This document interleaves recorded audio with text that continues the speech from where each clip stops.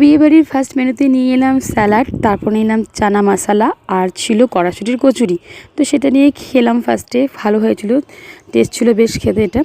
আর তারপরে নিয়ে এসেছি ভাত আর কাশ্মীরি মুগের ডাল, ফিশ ফিঙ্গার, বেগুনি আর এঁচোড় সামান্য নিয়েছিলাম আমি, আর সঙ্গে ছিল চিলি ফিশ। তো এটা দিয়ে ফার্স্টে খাওয়ার পরে চলো এটা রিভিউ দিই তোমাদেরকে কেমন হয়েছে। ফিশ ফিঙ্গারটা ভালোই হয়েছিল।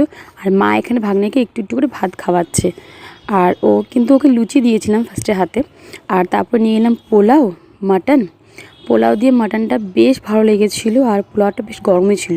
তারপরে শেষ পাতে চাটনি, মিষ্টি, সন্দেশ। চাটনিটা খুব ভালো হয়েছিল, বাট মিষ্টি কিন্তু আমি এতগুলো খাইনি, এখানে মায়েরও ছিল।